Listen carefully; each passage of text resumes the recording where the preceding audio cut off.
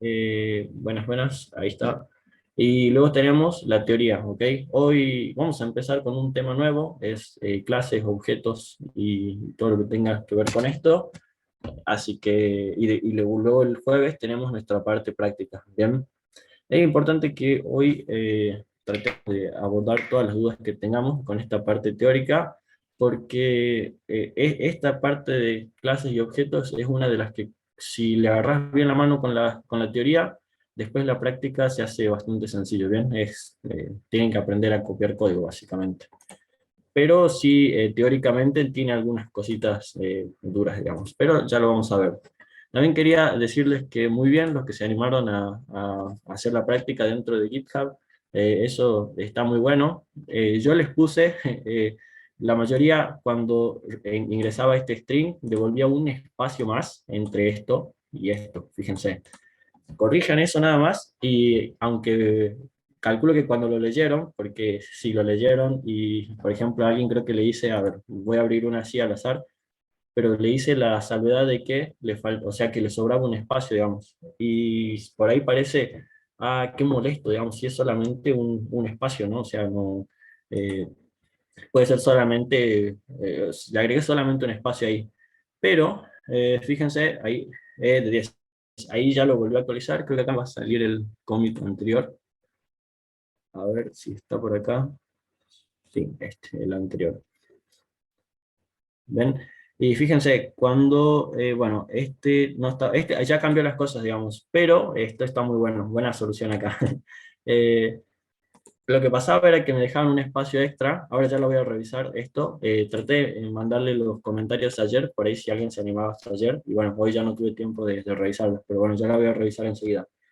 Por ahí al principio, cuando lo hacemos por primera vez, pueden llegar a decir, qué molesto si es solamente un espacio lo que le falta, pero realmente cuando vamos a hacer código y hacemos cosas dentro de GitHub, la idea es que los tests, si se quieren, sean tal cual como nos los piden, ¿no? Y que hagan las cosas que por lo menos nos pide la consigna en este caso. Entonces, por eso traté de hacer esto de que ser muy específico con que un espacio entre carácter, ¿bien?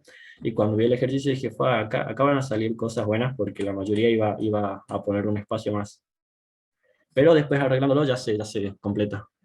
Así que bueno, los que no, los animo a que lo hagan, está bueno y les va a ayudar mucho cuando tengamos que ver la parte de consola, ¿bien? O sea, cuando tengamos que manejar GitHub con consola y hacer código colaborativo, van a entender todo el workflow que se hace a través de GitHub y Git en local para que puedan trabajar en equipo, ¿no? Así que bueno, si no se animan o si tienen alguna duda, me mandan un mensaje y les doy una mano con esto también. Vamos a comenzar hoy porque tenemos bastante teoría, o sea, hoy hay bastante teoría, la verdad, y vamos a ir haciendo de a poco cada una de estas partes, ¿ok? Se supone que, a ver, voy a darle F11 y para controlar que estoy bien, ok, no, entonces vamos a hacer lo siguiente. A este lo voy a dejar en uno aparte, para que lo vayamos controlando nosotros, entonces, cuando entro acá, todavía tengo uno que es este, perfecto. Bueno, vamos a comenzar con esto de la teoría de objetos. Bien, nosotros, el link del Drive, sí, ahí te lo comparto. Dame un segundo. Si alguien lo tiene a mano por ahí también, lo puede compartir sin problemas. Obtener enlace acá. Solo ven el módulo 1 y 2. Ok, cualquier persona con enlace, como editor, copiar enlace. Y ahí lo vuelvo a compartir. Avísenme si están pudiendo entrar, ahí lo pruebo yo. Ahí está. Ahí deberían poder entrar a la carpeta de 10. Buenísimo. Así todos tenemos el material. Bien, vamos a comenzar entonces. Hasta ahora veníamos viendo un paradigma de programación que se puso bastante interesante. Yo siempre digo que cada tema que vayamos viendo son skills que ustedes van añadiendo a su portfolio, digamos, a su impronta como programadores. Y hoy vamos a ver uno de los temas más requeridos, ¿no?, dentro de la programación y más útiles también. Lo que vimos el módulo pasado, esto de funciones y contenedores para alojar más de un dato dentro de una variable, eran muy, pero muy interesantes. A nosotros ya nos da un paradigma de que podemos guardar mucho más datos, tenemos listas, tenemos diccionarios, tenemos tuplas, set y algunos otros, ¿no? Y aparte de eso empezamos a hacer funciones, que eran pedacitos de código que nos ayudaban a separar un problema grande en cosas cada vez más chiquitas, que podíamos hacer, y bueno, vimos ahí que tenían sus truquitos, pasarle parámetros, que retornen un valor, que solamente se dedique a hacer un par de instrucciones sin retornar valores, y bueno, con los parámetros también. Parámetro por defecto, los args, los keywords, y todo eso le iba dando como más características a esto de las funciones, ¿no? Yo les pido que si se quedaron con alguna duda de funciones, lo repasen para la semana que viene, porque la semana que viene vamos a empezar a ver métodos dentro de las clases, y son básicamente funciones para las clases, digamos. Un método es una función de una clase, ¿bien? Así que ahí vamos a retomar esto de las funciones, y va a ser muy importante que que lo tengan lo más aceitado posible, ¿bien?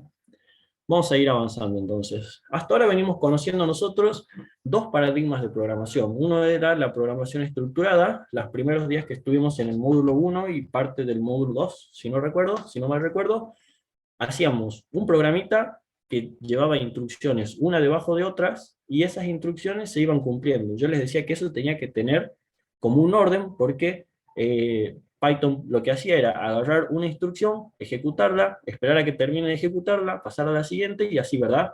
Entonces, esto nos hacía que nosotros podamos tener un orden a partir de nuestro programa, y que nuestro programa tenga una estructura para poder resolver un problema. ¿Bien? Luego vimos que esta programación estructurada estaba muy buena porque nos permitía tener una estructura y un orden para la resolución de problemas, pero cuando eran ejercicios que necesitaban ser repetitivos o hacer cosas más de una vez, se empezaba a complicar, ¿bien? Y empezamos a ver un poco acerca de programación funcional, que era escribir una función que se encargue de resolver una parte del programa, y cuando nosotros corríamos el script, si definíamos la función pero no la invocábamos, vimos que no pasaba nada, ¿verdad? O sea, no, solamente ya se guardaba en alguna parte, pero no hacía nada nuestro programa. Pero si nosotros necesitábamos hacer 10, 100 o 1000 veces esa parte de un programa o de un problema, simplemente podíamos invocar la cantidad de veces que necesitemos esa función, y se iba a encargar de resolver esa pequeña parte del problema. ¿Bien? Entonces nos ayudaba, entre otras cosas, a reutilizar código, ¿bien? A definir tareas más pequeñas a partir de una grande, y a tener cierto orden también en que cuando nosotros vamos a tocar, o cuando se rompió una parte de nuestro programa, no tenemos que revisar entre 5000 líneas de código qué es lo que pasó, simplemente decimos, ah, mira, tal función ya no funciona, digamos. Entonces vamos, revisamos eso, y si la corregimos ahí, debería empezar o continuar funcionando el resto de nuestro programa, ¿bien?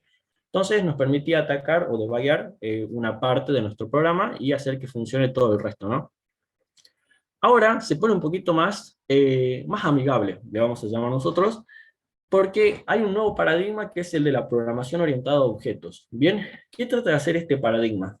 Vimos tres, o sea, vimos dos: programación estructurada y funcional. Y ahora la programación orientada a objetos, lo que viene a hacer es aprovechar la percepción que tienen las personas, en este caso las personas, los programadores, para ver las cosas del mundo real, ¿bien? E intentar representar una solución a un problema o un programa con objetos de la vida real, ¿bien? Y ustedes dirán, eso está medio raro, digamos. Y sí, está un poco raro porque, no sé, o sea, si vamos a la teoría, digamos, ¿cómo hacemos que una máquina empiece a ver como vemos las personas? ¿Ok? De eso no nos vamos a preocupar mucho, simplemente nosotros vamos a decir que la programación orientada a objetos nos va a ayudar a nosotros a hablar como programadores dentro de un lenguaje de programación, y a representar objetos que son parte, digamos, de la solución al problema, como clases dentro de un programa, ¿no? Ya vamos a ver cómo. Fíjense, de momento tenemos estos tres paradigmas de programación. Cada uno tiene sus beneficios, fíjense. La programación estructurada, como vimos hace un ratito, hace que los programas sean más fáciles de entender. ¿Por qué? Si bien nosotros escribimos una línea debajo de otra, sabemos que no se va a ejecutar la siguiente línea hasta que no se termine de ejecutar la anterior. Entonces, tiene un cierto orden, tiene una cierta estructura, y se van haciendo una detrás de otra las instrucciones, ¿no? Tenemos que el programa estructurado también va a ser leído en secuencia, es decir, paso a paso, de arriba hacia abajo, y no hay necesidad, bien, de ir a buscar una función, esto de estar saltando de un sitio a otro para buscar la lógica. ¿Por qué? La programación estructurada es, básicamente, yo escribo todo el código, empiezo a leerlo de arriba hasta abajo, y sería como ir leyendo un cuento, ¿verdad? Inicio, problema y desenlace. Entonces, sé que de arriba hacia abajo, del inicio hasta el final, o de atrás para adelante, voy a ir leyendo todas las instrucciones que necesito para resolver mi problema.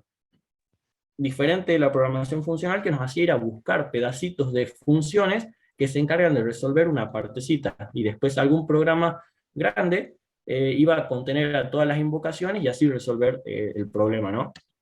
Fíjense también, la estructura del programa es mucho más clara. ¿Por qué?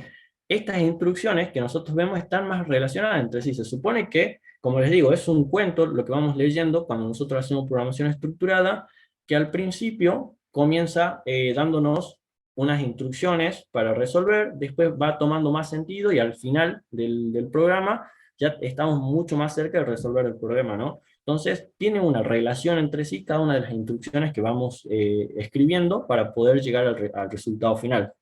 Y es mucho más fácil de comprender lo que hace cada función. Esto es lo que hace cada instrucción, ¿ok? Cambiamos esta palabrita, lo que hace cada instrucción ahí. Favorece la reducción del esfuerzo en las pruebas. ¿Por qué? Se supone que yo hago programación estructurada, le doy a correr, y no voy a tener que probar nada más que lo que corra en esa estructura de programa, ¿verdad? En esas 10 o 100 líneas que estén ahí. No voy a probar algo aparte. En cambio, si yo tengo 20 funciones y me empezaron a fallar 4, tengo que ir a buscar los scripts, como habíamos visto, o si no, la parte de mi programa que se encarga de resolver eso. Entonces, es un poco difícil empezar a hacer pruebas y a testear código cuando empezamos a hacer funciones. Y aumenta la productividad del programador. Esto es un poco discutible. Esto de que aumente la productividad del programador, ya van a ver que la programación orientada a objetos hace que saquen todo su potencial, básicamente. Bien, la programación estructurada les da muchas skills para entender lógica, ¿ok? Y la programación funcional también.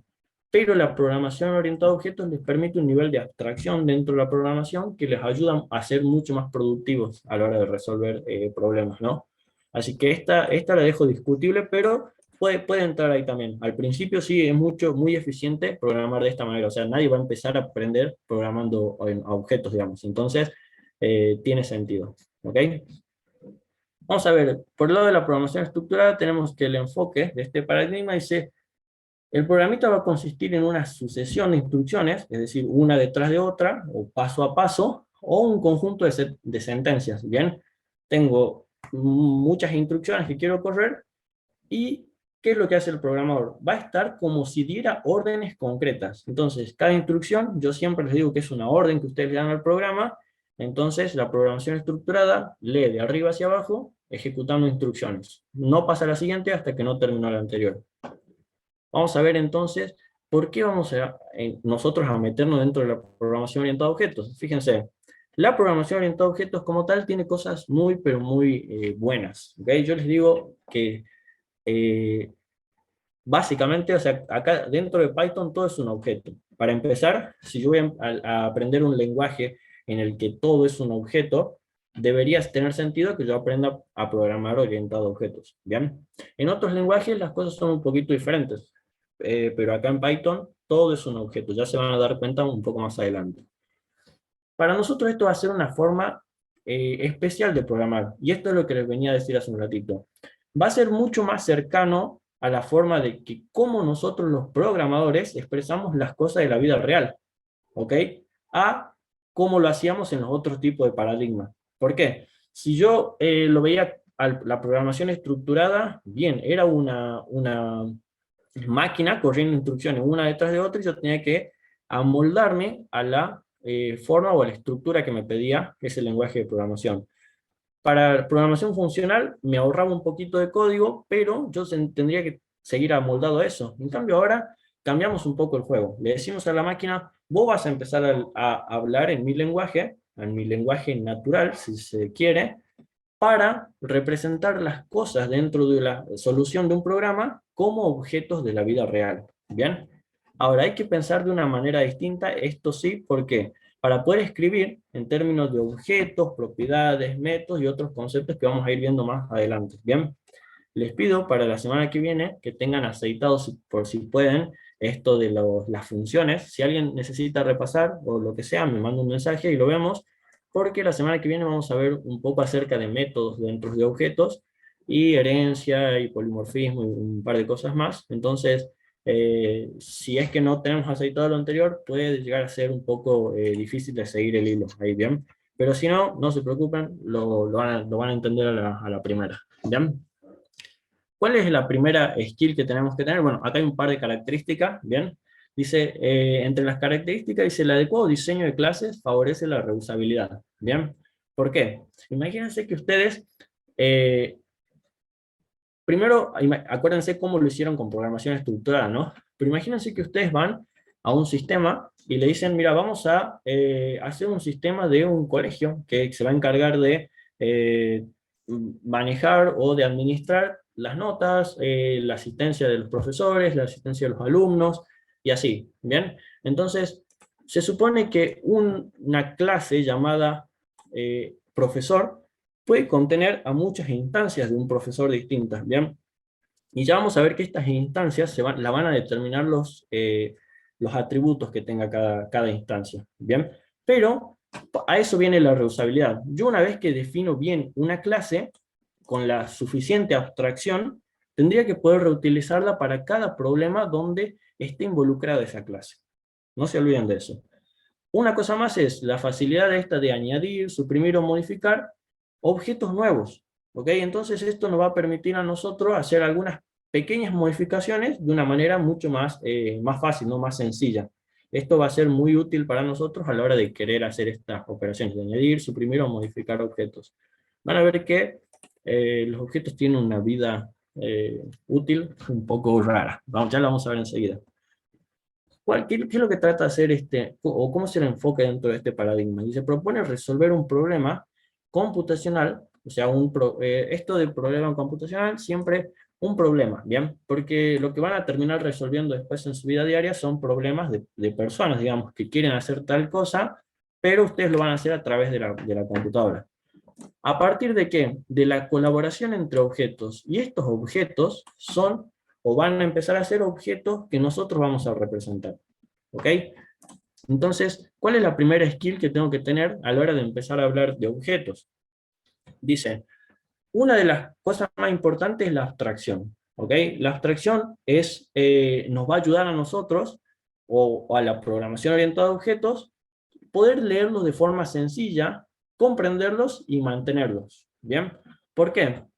Cuando yo les digo, vieron que hace un ratito les comentaba que si yo defino un objeto, profesor, por ejemplo, y yo me abstraigo lo suficiente como para que ese objeto pueda englobar a todos los profesores, independientemente de cómo sea cada uno con sus atributos, luego voy a poder entenderlo, comprenderlo, leerlo, y mucho más mantener. O sea, yo voy a poder decir, mira, tocando un par de cosas, puedo adaptarlo a este, o adaptarlo a este, y así. Entonces, la abstracción es un concepto importante dentro de la programación orientada a objetos, y que necesita un poco de práctica al principio. Pero para eso no se preocupen, les voy a dejar unos ejercicios muy, muy importantes al final.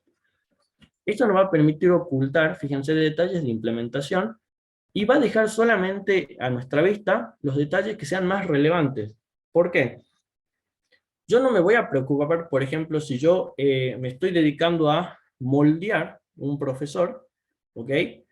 O vieron cuando, sí, voy a moldear un profesor, no me voy a preocupar de si ese profesor es bajito, si es alto, si tiene, no sé, el pelo de un color, de otro, lo que sea. Yo tengo que abstraerme tanto como para que exista, o yo pueda después decirle, mira, este es su color de pelo, este es su color de ojos, esta es su altura, y así. Entonces, lo que voy a hacer es crear un molde capaz de contener a todas las instancias de ese objeto, ¿bien? Que en nuestro caso va a ser un profesor. Dice, haremos una abstracción de la realidad para diseñar un objeto. Nosotros vamos a expresar solamente características esenciales, las cuales nos van a permitir distinguirlo de los demás, ¿bien? De los otros objetos. Pero, ¿cómo hacemos esto? Vamos a ver. Fíjense, si nosotros, por ejemplo, quisiéramos abstraer una persona, ¿bien? Sabemos que hay características comunes a todas las personas que luego se van a compartir. Por ejemplo, todas las personas van a tener un nombre, un apellido, un DNI, una edad. eh, Acá le ponen un año de ingreso, me imagino que será, por ejemplo, una fecha de nacimiento, puede ser esto, y L1 estoy muy seguro que será, ¿bien? Pero estos que están acá, que están remarcados arriba, van a ser atributos, bueno, los voy a llamar así, van a ser como unos atributos, ¿bien? O en este caso, como lo definen, características, ¿ok? Que van a ser comunes a todas las personas, ¿bien? Número de libreta universitaria. Perdón, no estoy acostumbrado a a esa terminología. Ahí está, gracias. Entonces, esto por ahí capaz que es un estudiante, entonces tenemos año de ingreso, libreta universitaria, así, ¿bien? Entonces, si nosotros vamos a preguntarle a cada uno de ustedes, yo creo que, por ejemplo, todos podrían decir, mira, yo, este es mi apellido, este es mi nombre, esta es mi edad, mi DNI, ¿bien? Pero ¿qué pasa si, por ejemplo, nosotros cuando empezamos a definir a esta persona, le ponemos una altura, por ejemplo, así? O le ponemos un color de ojos, son características que por ahí pueden o no pueden compartir. En este caso, bueno, todas las personas van a tener un color de ojos y todas van a tener una altura, pero ¿qué pasa si yo pongo color de pelo, digamos, algo así? Y viene alguien y es pelado, entonces yo no puedo poner esa característica. Mi definición del objeto persona tiene que ser capaz de poder abstraer solamente las características esenciales, es decir, las que compartan todas las personas en sí. ¿Por qué?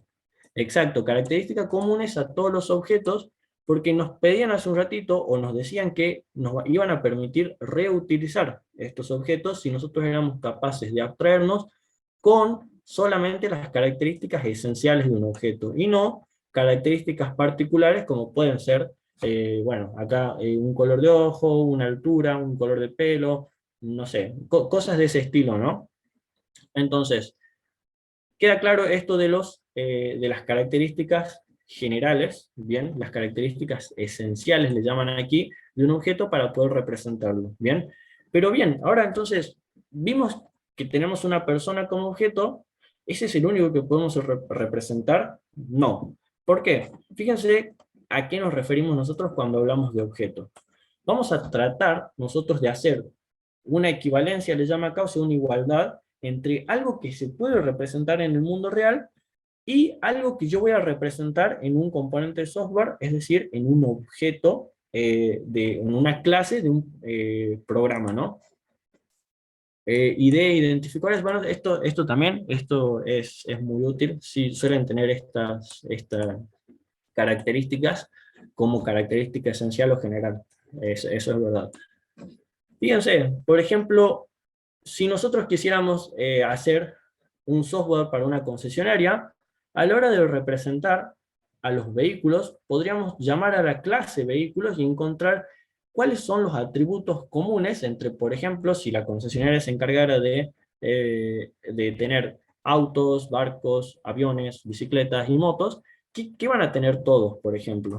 O la mayoría. ¿Qué atributos o qué características van a ser esenciales para poder definir a un vehículo? Independientemente de si es un auto, si es un avión o si es un barco, ¿no? Esto al revés, así. ¿Qué comparten como característica esencial? ¿A ustedes qué les parece? Un nombre, perfecto. Entonces, un vehículo va a tener un nombre, ¿verdad? Puede ser un auto, puede ser un barco, puede ser un avión. Otra cosa podría llegar a ser el color de este vehículo, un modelo, bien, características esenciales que se compartan entre cualquier cosa que después pueda llegar a ser un vehículo, bien. O sea que esto también podría incluir a una bicicleta, a un triciclo, no sé si vehículo necesita que lleve motor, pero sí año de fabricación y así. Esas son características esenciales, ¿verdad? Peso, tipo, muy bien, esas son muy buenos ejemplos. Ahora, para nosotros es sencillo los vehículos, ¿por qué? Porque los podemos observar, ¿verdad? Nosotros vemos un vehículo, sea del tipo que sea, y le encontramos fácilmente características que son esenciales y nos permiten distinguir al grupo ese de vehículos, o le vamos a empezar a llamar ahora a la clase de vehículos, ¿bien? Ahora, Si nosotros vamos por el lado de los animales, háganlo de vuelta, hagamos el mismo ejercicio.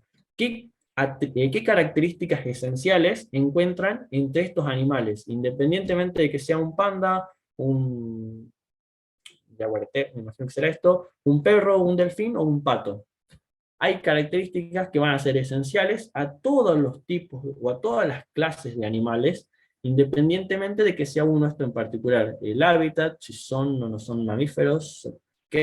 Esto creo que el mamíferos ya sería medio puntual, ok, apuntarle, porque acá pueden entrar, bueno, si son para estos, sí, si son para estos, no sé si el delfín es un mamífero, pero no sé si, no estoy seguro. Pero tienen que ser esenciales y que engloben a todo, tipo de animal, un tamaño, un peso, una altura, ¿ok? Entonces, el pato no es verdad, el pato no es un mamífero, creo que pone huevos este pequeño ser de acá. Entonces, pero se podría decir el tipo, digamos, y ahí ya tenemos que si son mamíferos, son reptiles y otros tipos de animales, ¿verdad? Entonces, hay una característica esencial que va a ser el tipo, que va a englobar a a esa característica de si es un mamífero, si es un reptil y así. Ahora, muy bien con estos dos, o sea, vehículos y animales me dieron buenos ejemplos ahí. Ahora, ¿qué pasa con las cosas que yo no puedo observar o que no puedo tocar, que no son tangibles para nosotros? Por ejemplo, acá, las figuras. Tengo un círculo achatado, tengo un triángulo, un rectángulo, no sé muy bien qué es lo que es, por ahí, pero también tenemos acá algunos atributos esenciales. Fíjense, para las figuras geométricas vamos a encontrar los lados, cantidad de ángulos, muy bien, una longitud, un tamaño, color, forma, animales, ok. Eh, Puedo traerme aún más y crear una clase que se llama animales de sangre caliente. Eh, mira, creo que esa definición de animales o sea, animales contendría a animales de sangre caliente. Y ahí abajo estarían, por ejemplo, una víbora y cosas así, que serían los reptiles, ¿verdad? O sea que estaría un nivel por abajo, ¿bien? Ya lo vamos a ver cuando veamos herencia la semana que viene, pero está buena esa idea de abstraerse tanto como para que encontres un conjunto que englobe a muchos tipos de objetos, ¿bien? Tenemos área, cantidad de lados, ángulos, superficie. La abstracción dependerá del tipo de problema, tal cual. Esto, Aaron, es muy importante. ¿Por qué? Porque imagínense que ustedes vienen acá y le dicen a ustedes, vamos a crear un sistema para el zoológico, y resulta que ese zoológico en particular solamente es un zoológico de mamíferos, por ejemplo.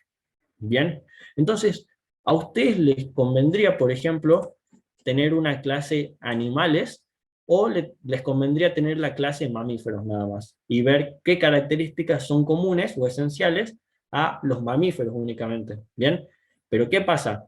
Eso después no lo voy a poder reutilizar en otro zoológico, o ese software no va a poder ser utilizado en otro zoológico donde también tengan reptiles, tengan peces y tengan otros tipos de animales, ¿no? Entonces, sí es importante que la abstracción sea muy, pero muy orientada al tipo de problema que van a resolver. O sea, ustedes pónganse a pensar, porque tampoco tendría mucho sentido decir, mira, voy a definir la clase animales si solamente me van a pedir animales mamíferos. O sea, si ese zoológico solamente va a tener animales mamíferos, ¿se entiende?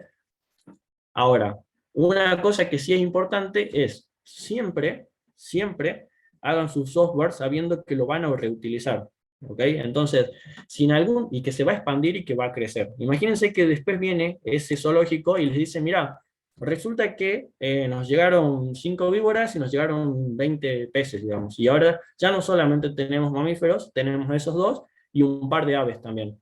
Entonces van a decir, no, mi software ya no funciona porque yo había definido solamente la clase animales.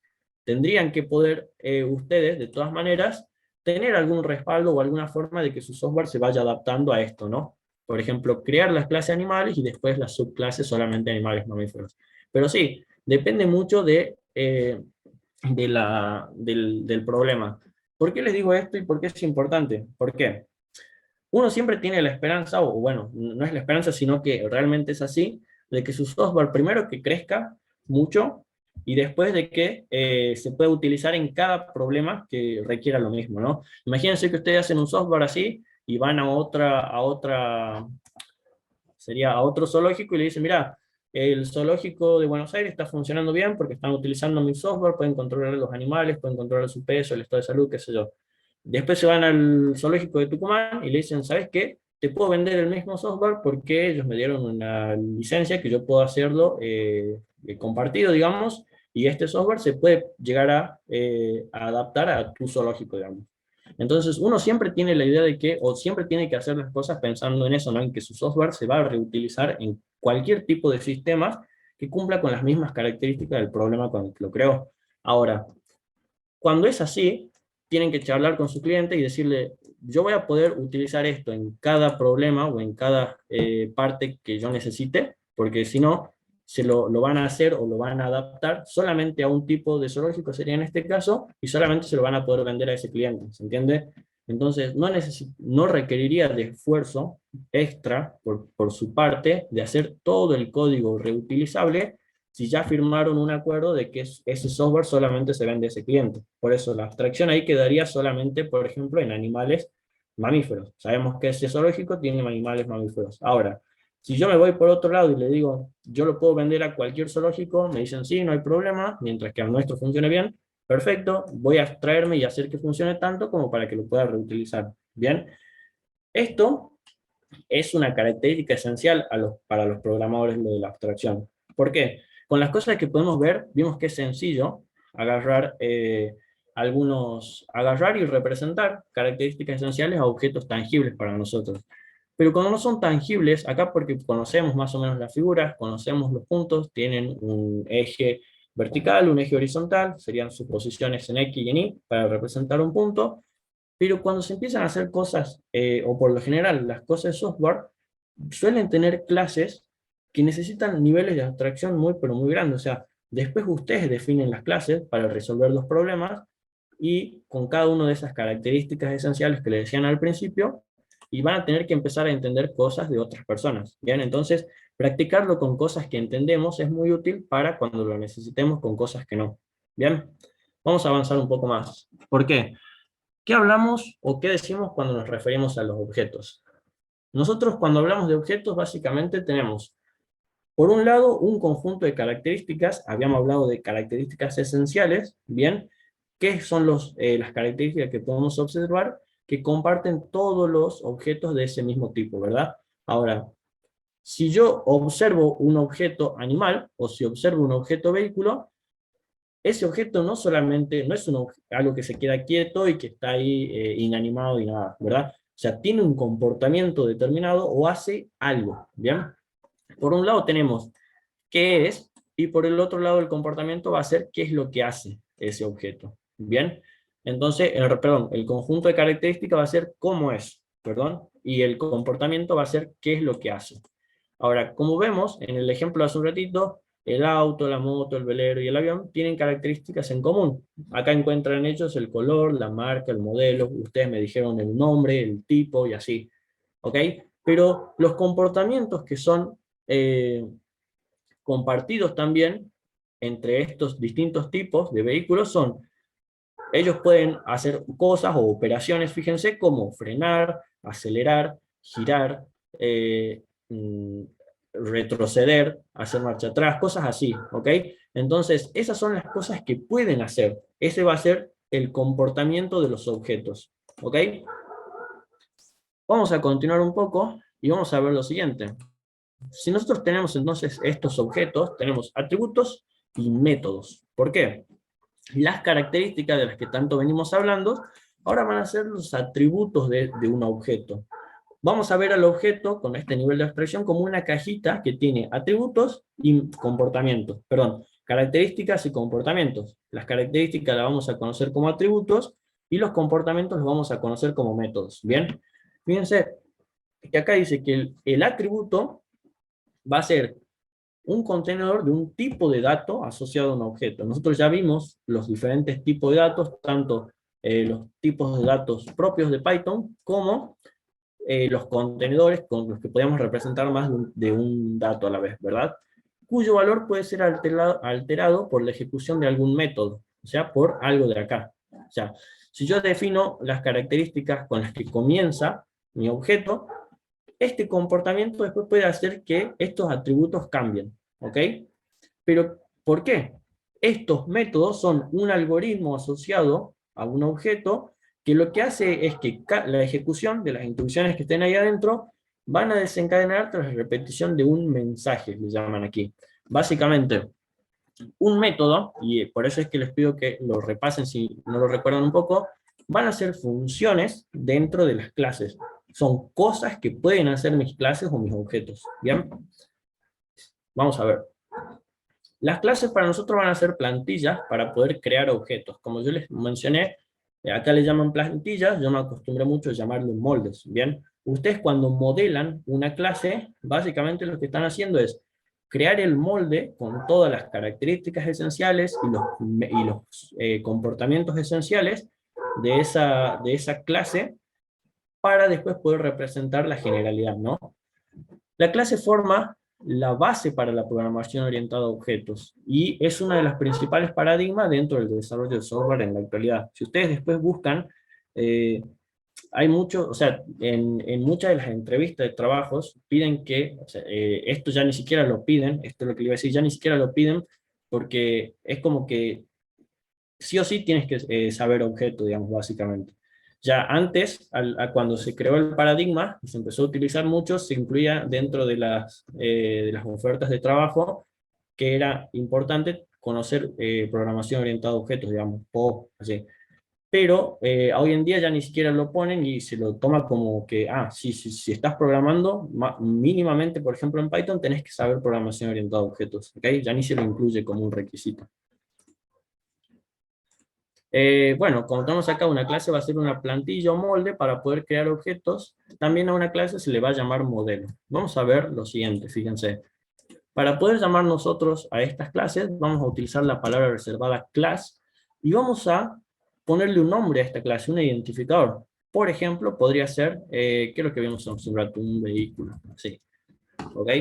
Si yo le pongo como nombre un vehículo, fíjense que acá, esta clase vehículo, la cierro o le pongo dos puntitos y por debajo, de forma identada, empiezo a escribir todo lo que va a representar esta clase, ¿bien? De momento le voy a poner un pass simplemente, y fíjense, cuando corro esto, que va a tardar un poco, cuando corro esto, me va a decir, listo, pude crear tu clase vehículo, ¿bien? Y ahí acabo de crear un moldecito para representar a un vehículo de la vida real, ¿bien? Y vamos a ver, yo después esto les va a quedar para practicar a ustedes, pero van a ver que es muy divertido trabajar con programación orientada a objetos. Porque es mucho de lo que nosotros ya sabemos hacer, pero escrito en código. Vamos a ver, dice, como convención, en este paradigma, la primera letra del nombre de una clase empieza con mayúsculas. Bueno, yo esto ya lo hice por defecto, digamos, ya es así, pero fíjense, la primera letra, esto es por convención, no sé, ustedes podrían llamarle a esto vehículo así, pero por convención se utiliza la primera letra del identificador de la clase, del nombre de la clase, con mayúscula, ¿bien? Luego tenemos lo siguiente. ¿Cómo hacemos para crearla? Es sencillo, como acabamos de ver. La estructura es palabra reservada class, espacio, el nombre o el identificador, la primera letra con mayúscula. Si yo quiero o si quiero llamar a una clase con dos palabras, fíjense, ya no se le pone el guión medio. Esto también es otra convención. Las clases con dos palabras, el nombre de clases con dos palabras, va a llevar primera letra de cada palabra en mayúsculas simplemente. Ya no va a haber un guión medio ahí, como hacíamos con las variables, ¿se acuerdan? Entonces, ahí ya definimos nuestra primera clase. Pero, ¿qué es lo que vamos a hacer? Dicen, acá pudimos ver algunas cosas, pudimos definir o pudimos utilizar esta palabra reservada class para definir una clase. Class name, en el ejemplo, va a ser el nombre de la clase, para nosotros ya más conocido como el identificador, y luego utilizamos esta sentencia pass, que creo que la habíamos utilizado un poco en los while o en unos if cuando no queríamos hacer nada, que la sentencia pass hace eso, digamos, no hace nada, básicamente. Cuando se requiere que nosotros le pongamos, o sea, cuando Python nos pide, si yo le dejara esta clase vacía, así, Python me diría, ok, acá hay un pequeño error, se espera que escribas algo de forma indentada por debajo, ¿ok?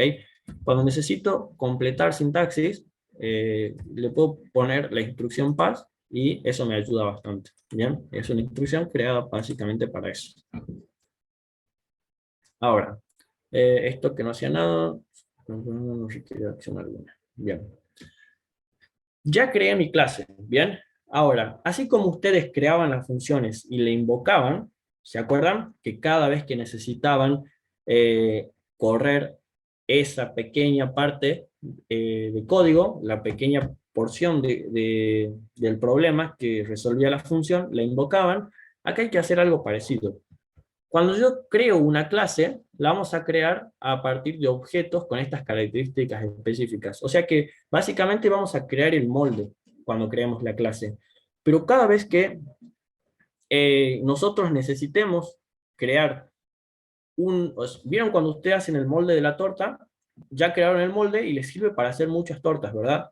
Pero cada vez que ustedes quieran hacer una diferente, van a tener que instanciar, se le van a llamar a esto. O sea, cada vez que ustedes rellenen el molde, con lo que sea que llevan las tortas, van a estar creando una nueva instancia de este objeto que ustedes se abstrayeron lo suficiente como para que sea general, ¿no?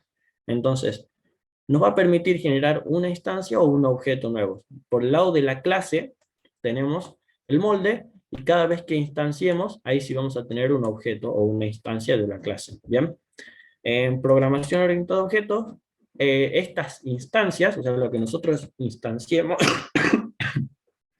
disculpen, estoy un poco jodido la garganta.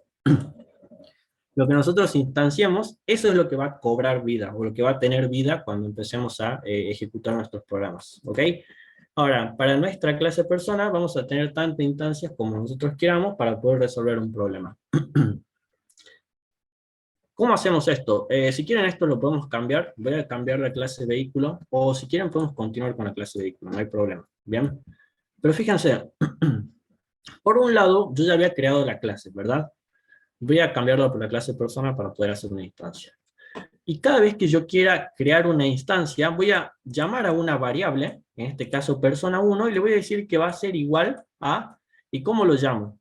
El nombre con el que definí la clase y dos paréntesis, uno de apertura y uno de cierre. ¿Bien? ¿Para qué? ¿Qué es lo que le estoy diciendo? Persona 1 va a ser un objeto o una instancia de la clase persona. ¿Por qué?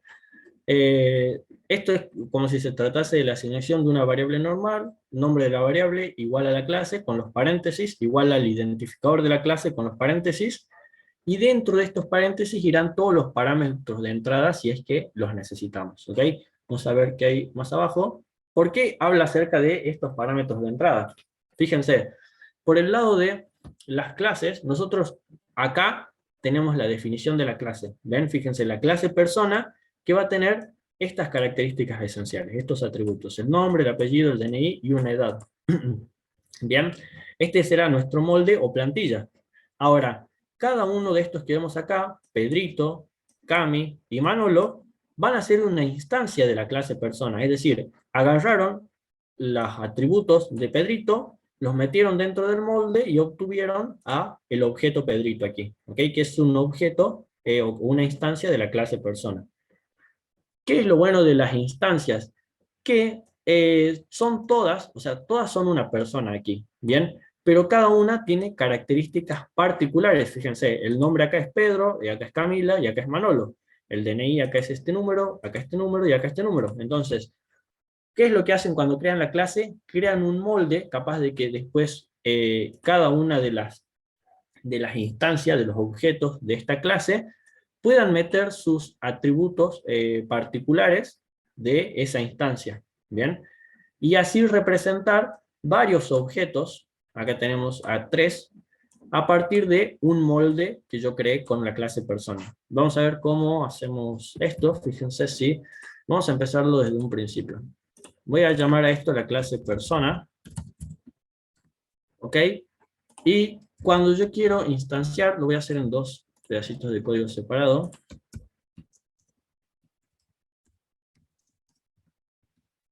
Cuando yo quiero instanciar, le voy a decir, por ejemplo, que Manolo va a ser igual a una instancia de la clase persona. Bien, y aquí, esto ya es una instancia. Acabo de crear a Manolo a partir de un molde. Bien, esto todavía está vacío, ya lo vamos a ir completando, no se desesperen, ¿ok? Pero acá creé una instancia de Manolo.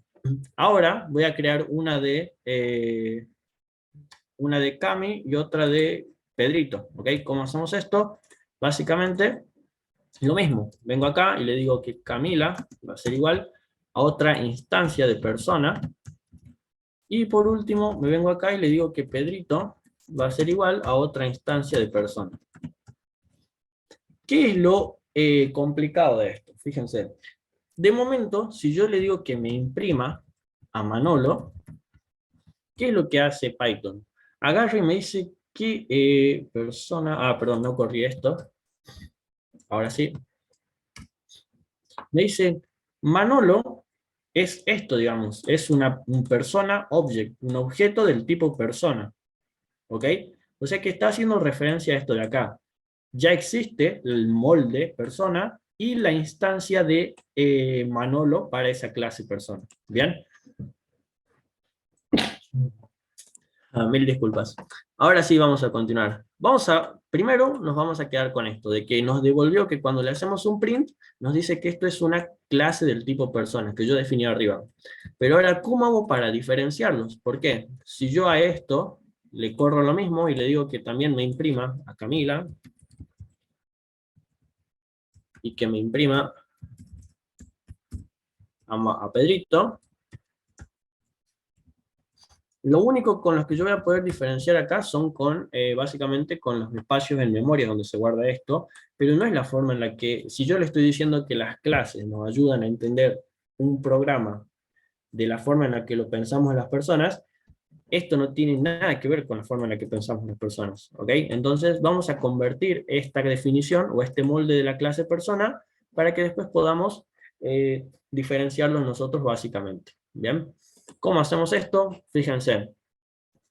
Para eso vamos a empezar con algo muy importante. Como nosotros ya pudimos observar, ese objeto cuenta con algunos atributos que van a ser las características particulares de cada uno de las instancias, ¿verdad? De esa clase. Dice, si el objeto es persona, los atributos podrían ser un DNI, un nombre, un apellido y una edad, ¿ok?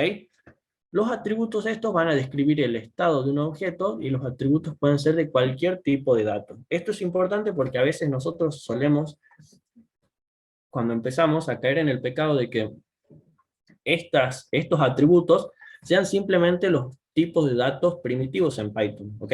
Es decir, un string, un entero, un flotante, un booleano, y no recordamos que también pueden ser una lista, una clase, una tupla, otra clase, ¿ok? Ya vamos a ver cómo, y poder hacer mucho más rica, ¿no? estas clases y definirlas mucho mejor.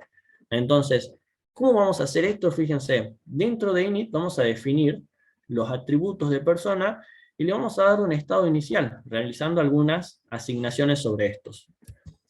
Vamos a empezar con esto.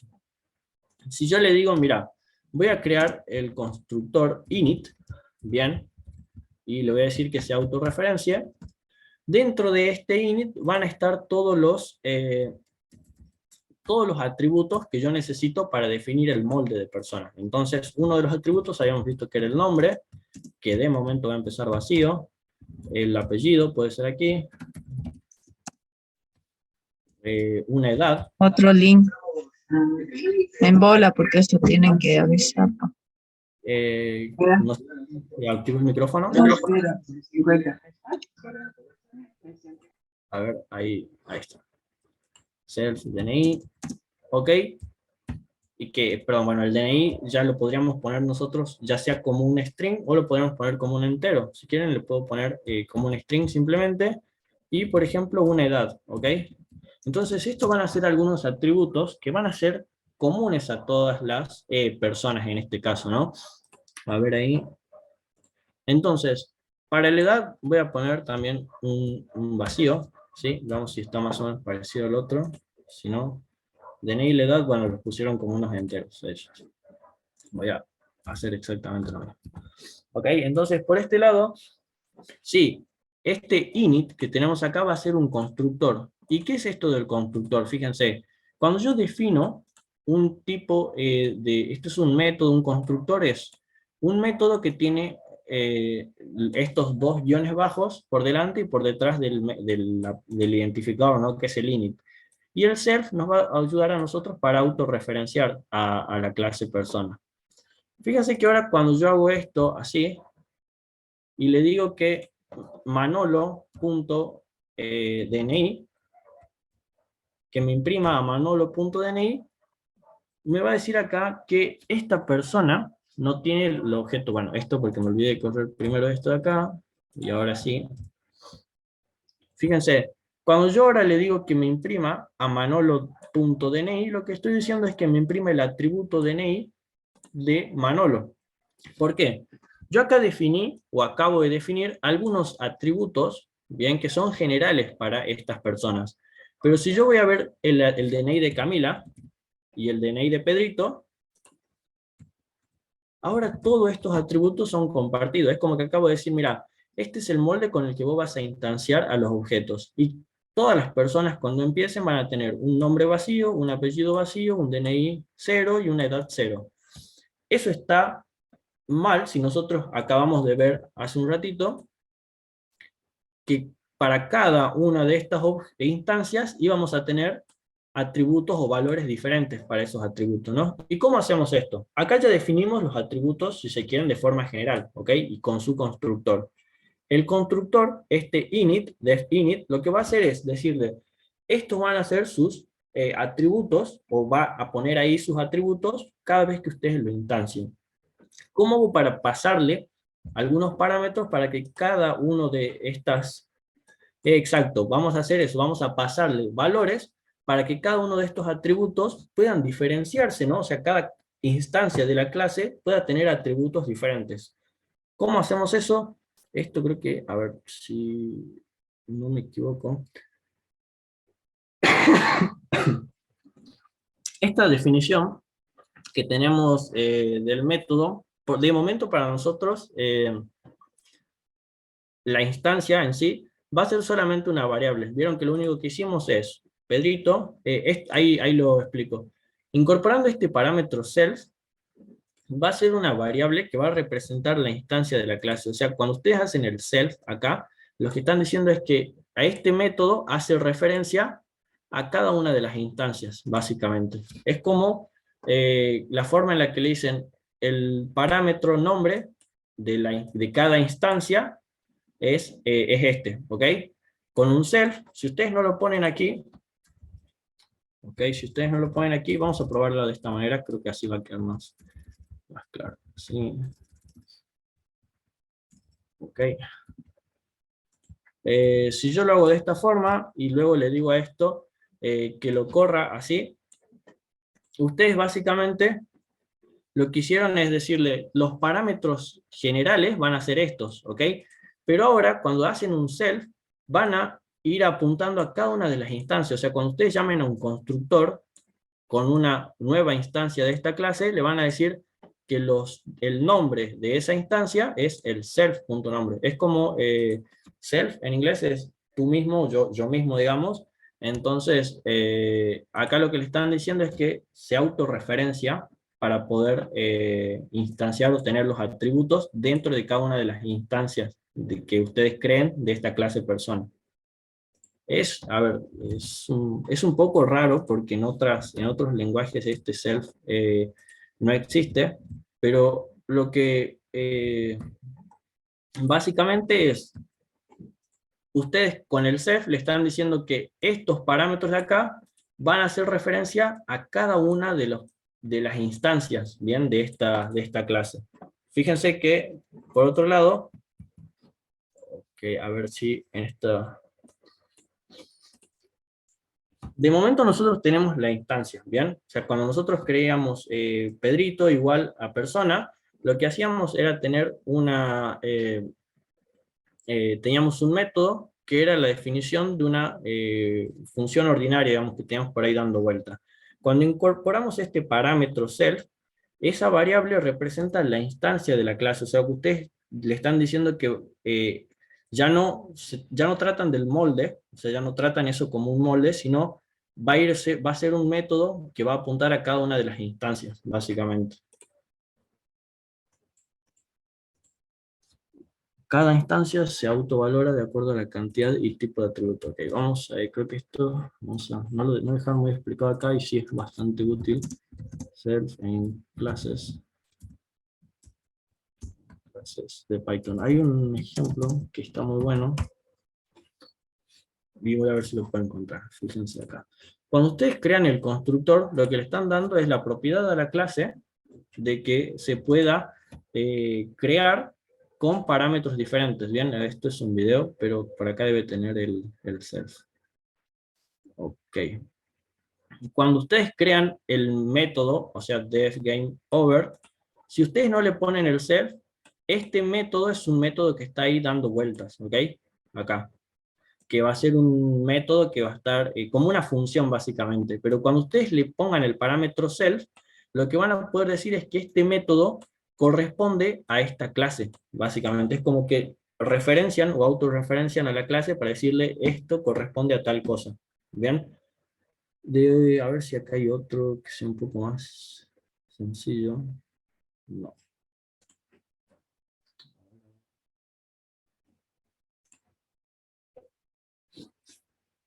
Porque sí, no sé, la definición que dan es más o menos la que doy yo, pero quiero ver si alguno le explica más, un poco mejor. Como una extensión, no tanto como una extensión, a ver. Eh, sí, o sea, si ustedes leen un poco, van a ver que lo que le dicen de self es eso que dice Javier, pero explicado de otra manera. Fíjense que esto del self, si ustedes tienen acá la clase carro, y no definen el self, tienen un constructor ahí que está dando vuelta, ¿bien? Y después modelo y color lo van a tener medio suelto. Pero si ustedes hacen el self, lo que le están diciendo es que este constructor corresponde a cada una de las instancias que ustedes crean de esa clase, ¿bien?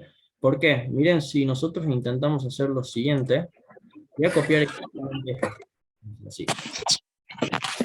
Y lo vamos a meter acá abajo y van a ver cómo va a saltar con el error. Voy a decirle que esto no es un self, simplemente que es un modelo y color. Así. Y ahora, fíjense, ustedes cuando llaman a este constructor, fíjense, le están pasando dos parámetros, ¿verdad? Por un lado el modelo y por otro el color. Fíjense, modelo XZ, color red. Pero esto lo que te dice es que vos le estás pasando dos argumentos, pero esto necesita, perdón, que necesita dos argumentos posicionales y vos le estás pasando tres argumentos. Pero ¿cómo? Si acá hay solamente dos. Esto es muy, muy raro. ¿Por qué pasa esto? El argumento que está ahí, pero que no lo pusieron explícitamente, es la clase, ¿ok? Que tienen acá. Lo que le están diciendo es, con esta clase, la clase car, auto, llámame al constructor. Y por eso el self lo que hace es referenciar a lo que llama a eso. En este caso, la clase auto. Ahí. Si ustedes le colocan el self de esta forma, ya van a tener los tres argumentos que necesitan en este punto. ¿Por qué? Hace referencia a la clase, tal cual. Esto hace referencia a la clase, el self. Self en inglés es vos mismo, tú mismo, digamos. Entonces, cuando ustedes llamen con dos argumentos, siempre acuérdense que están poniéndole uno más, que es este, digamos, la clase en sí misma. Entonces, por eso hace falta el self. Cuando yo corro así, esto ahora, ¿dónde está myCar? Me va a decir que myCar no tiene el atributo modelo. Fíjense, ¿por qué? Porque yo acá no le dije que self model, es decir, para cada instancia le voy a crear el atributo modelo. No, es como que para el molde general. En cambio ahora yo hago self y para cada instancia va a tener el objeto modelo y color. ¿Ok? Ahora sí tiene el modelo y tiene el color. Self es para que referencie al mismo objeto en sí. Pruébenlo. Hay que poner también los atributos del self. Sí, sí, sí, ahí los acabo de poner a esto. Sirve para referirse al nombre de la clase. Ahí está. Con este queda un poco más claro. Pruébenlo haciéndolo con otro. O sea, creen otra clase donde ustedes no le pongan el self a esto y van a ver que, o sea, ya acá en esta parte ya se ve raro, digamos. Ustedes, cuando nosotros vemos funciones, veíamos que, o sea, si yo definía acá dos métodos, perdón, dos parámetros, ¿cómo es que les estoy pasando tres? Si acá hay dos. Bueno, las clases cuando llaman a sus funciones, también lo ponen a la misma clase como un parámetro más, si se quiere, ¿no? Pero es básicamente el que está llamando a esa función, a ese método. Entonces es como que lo está haciendo ahí, ¿bien? Pero pruébenlo. Esto lo voy a dejar como para que lo vean aquí, ¿sí? Y después lo ven así. El self llama a la misma clase, ¿ok? Entonces, de esta forma, cuando llamo a persona, miren, si yo no le pongo bueno, acá creo que va a pasar lo mismo, no sé si se entiende, digamos. Si yo no le pongo el self, cuando llame a persona acá, me va a decir que está pasándole un argumento que no está por ningún lado, digamos. El init, el constructor, necesita que lo llame la clase, básicamente. Si se le llama sola, es lo mismo poner car en vez de self. Si se llama sola, o sea, si yo no tengo constructor y llamo a la clase car, sí, tendría que ser un car pass y así sí. Car y acá por debajo un pass, así. Y ahí sí lo podrías hacer simplemente sin constructor.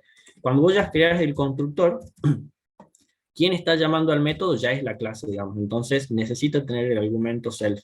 Es una convención, ¿no? O sea, este self, fíjense que yo lo voy a cambiar acá por, a ver si me lo toma. Eh,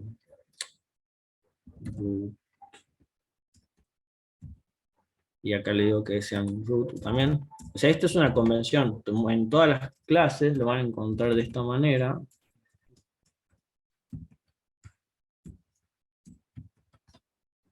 Pero self y... A ver, creo que esto no sé si me lo va a tomar de todo. O me va a sacar el error. Sí, ahí lo tomo. Ven que esto que tenemos acá es para nosotros una convención. Car, modelo car. Ah, si se está... Ah, eso es otra cosa. Ahí sí. Entonces, la idea es que si vos le pasás este argumento car, así, si se está llamando a sí mismo. Y bueno, lo cambiamos acá también y le decimos que para ese auto es el modelo. Sí tiene sentido si vos lo lees, o sea, si vos lo lees así, tiene mucho más sentido si se está llamando a sí mismo, ¿por qué no le pongo el mismo nombre de la clase acá? Es lo que es básicamente esta la explicación. Pero, ¿cuál es el problema? El inglés. Self significa vos mismo, digamos. Self model, mi modelo. Self color, mi color, digamos, así. ¿Ok? Entonces, self es como una convención que se utilizó para representarlo esto. Bien, no es que Python te dice que si no me pones self dejo de funcionar, es una convención básicamente. Bien, ¿y por qué? Porque significa vos mismo y se autorreferencia ahí, en ese punto. Así que ojo con eso. Está buena la idea. Siempre los atributos de clase dentro de la función que está dentro de la misma clase. Si vos querés definir atributos para la clase esta, o sea, si vos querés, por ejemplo, hacer acá, voy a continuar acá arriba, si yo le digo que esto sea, por ejemplo, un apodo, así, y yo creo esto, si yo me vengo acá y le digo que me imprima DNI.apodo, fíjate, acá me imprimió el vacío, pero si yo le digo una personita, por ejemplo, fíjate que es como que yo acabo de crear en este punto un atributo, bien, que es general, digamos. Esto es un atributo general para las clases, para todas las clases. Si yo voy a punto a Camila, también tiene el mismo apodo. Y si apunto a Pedrito, también va a tener el mismo apodo ahí. ¿Ok? O sea que podrías hacerlo fuera de una función. ¿Qué es lo bueno? Esto lo voy a dejar ahí para que después lo tengan, ¿ok? Pero ahora miren, ¿qué es lo bueno de esto? Yo puedo empezar a construir estas funciones, no me quiero saltar las teorías porque son importantes, pero a ver, lo vamos a revisar por encima, pero más, acá es mucha práctica, pero también la teoría es importante. Fíjense, ustedes a su clase la tienen que ver como una cajita, ¿bien? Donde definen el identificador de su clase, todos los atributos que van a tener y los métodos que son comunes. ¿Ok? Después cada instancia de esa clase va a tener atributos particulares y métodos particulares, si ustedes quieren así. Dentro de una clase van a definir estos métodos, como ser el constructor, unos métodos de acceso, setter y getter, ya lo vemos enseguida. El constructor es el que acabamos de ver, ¿ok? Este init. Los métodos de acceso van a ser setter y getter, que van a ser para poder poner o pedir un valor de un atributo. Y más adelante, métodos personalizados creados por nosotros mismos. O sea, si yo decido, mira, mi auto aparte va de acelerar, frenar y girar, también va a ser marcha atrás, por ejemplo, y me invento una fórmula o me invento una función que haga que mi auto vaya marcha atrás. Listo, eso es algo personalizado, un método hecho por mí mismo, ¿ok? Estos métodos van a representar la funcionalidad de un objeto, es decir, qué es lo que hace dentro de un ambiente, o sea, cómo se comporta ese objeto. Los métodos más comunes, o que necesitan casi todos los objetos, son el constructor, unos setters y unos getters, y bueno, esos serían como los básicos, y después hay algunos otros que ya los empezamos a definir nosotros, ¿ok? El constructor que acabamos de ver es un método que vamos a utilizar para inicializar todos los atributos de las instancias, ¿ok? ¿Por qué? Este que tenemos acá es un atributo del molde. Si es del molde, significa que todos van a compartir este atributo. O sea, todos, cuando yo le diga instancia.apodo, van a decir personita, ¿ok? Ahora, el constructor se puede personalizar para que cada instancia tenga características o atributos particulares. ¿Bien? En Python este constructor se va a definir mediante el nombre guión bajo dos veces, init, guión bajo y el paréntesis, para cada una de estas clases. ¿Ok? Ahora fíjense, este es el que acabamos de hacer hace un ratito, ¿verdad? Cuando queremos instanciarlos, vamos a tener que ver el comportamiento que tiene init. Init acá básicamente crea 4 variables, que ahora van a ser 4 atributos de la clase persona de esa instancia. Cualquier objeto de esta clase, al momento de ser instanciado, tendrá nombre y apellidos nulos, como vemos acá, o vacíos, y el DNI le da van a ser 0. O sea que si yo lo copio tal cual a esto, todo lo que llame a una instancia nueva va a pedir, va a tener estos valores.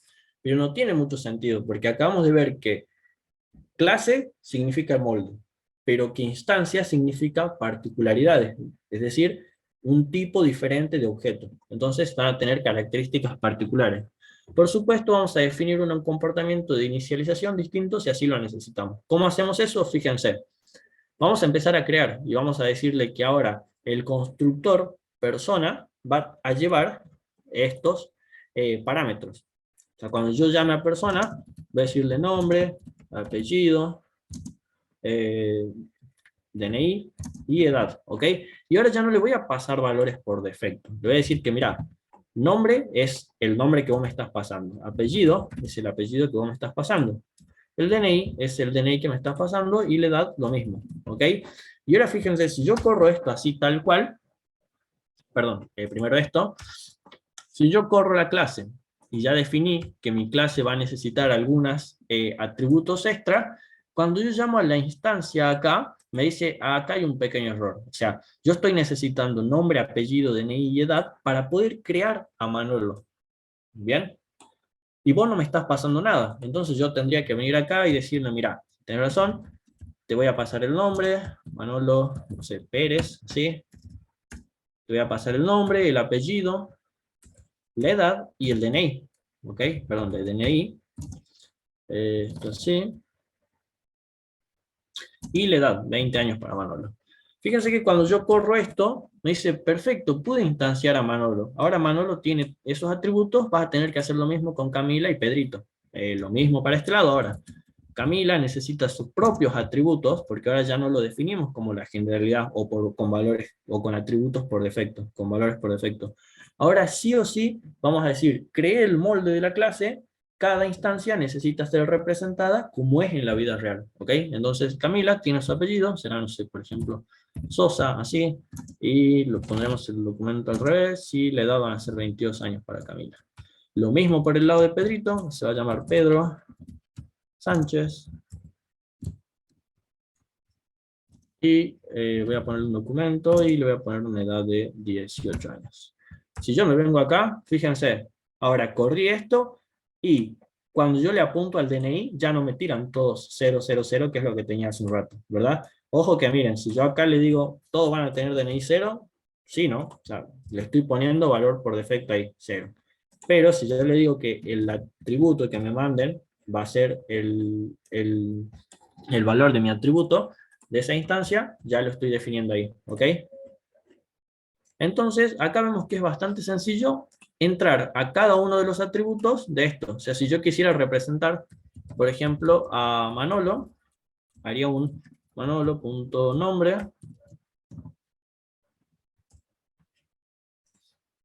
y ahí tengo a Manolo ahí, ¿ok?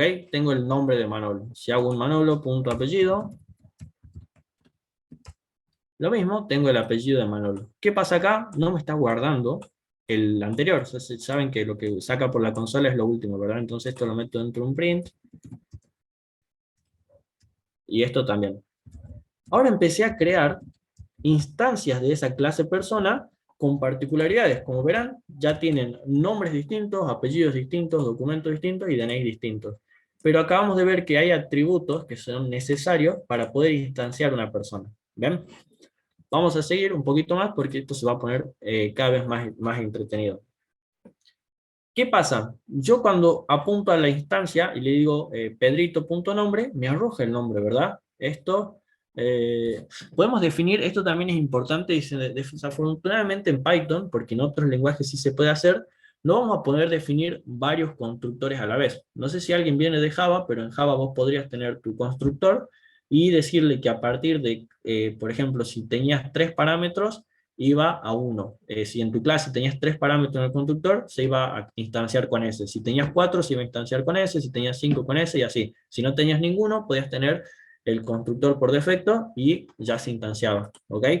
Entonces, esa ventaja que tienen algunos lenguajes, acá en Python no la tenemos. ¿Ok? Si nosotros intentamos hacer esto, no vamos a poder definir un método, más de un método init en la misma clase. ¿Por qué? Después, si buscan un poquito acerca de los métodos que comienzan con guiones bajos, con 2 guiones bajos, se llaman métodos mágicos dentro de Python, porque hacen cosas que son útiles para la funcionalidad dentro del lenguaje. ¿Ya? Ya vamos a ver enseguida esto. Si lo intentamos, solamente se va a ejecutar el último en ser definido. O sea que si yo meto 3 constructores, el último que va a agarrar, o con el que voy a ir a hacer esta definición o la instancia de mi clase, va a ser el último que escriba ahí. ¿Ok?